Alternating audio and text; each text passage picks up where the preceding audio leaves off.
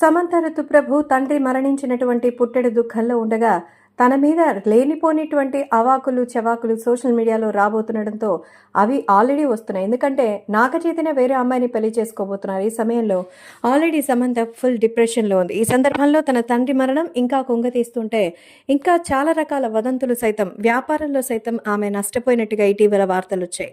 అయితే సమంతకి సంబంధించినటువంటి పెంపుడు కుక్క హష్ అది చైతు సమంత ఇద్దరు ఇష్టపడి తీసుకున్నారు.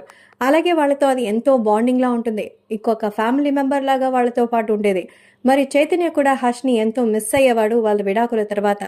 అయితే సమంత తనని వెంట పెట్టుకుని తీసుకొచ్చింది. ఆ తర్వాత హష్తో పాటు సాషా అని మరొక పెట్ డాగ్ని మరి ఇటాలియన్ క్యాట్ని సైతం ఆమె పెంచుకుంటోంది. సో ముఖ్యంగా హష్ అయితే ఫ్యామిలీ మెంబర్స్తో కూడా ఎంతో క్లోజ్. ఎందుకంటే దాదాపు అది ఒక 7 ఏళ్లుగా అయితే హర్ష్ తన దగ్గర ఉంది.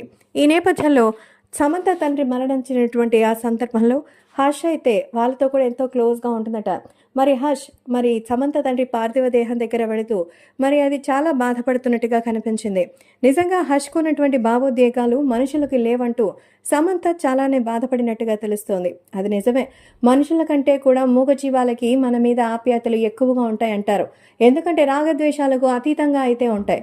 ఈ నేపథ్యంలో సమంతకి సంబంధించిన ఈ విషయంలో హర్ష్ చేసిన పని చూసి సమంత కన్నీళ్లు పెట్టుకున్నట్టుగా అయితే తెలుస్తోంది.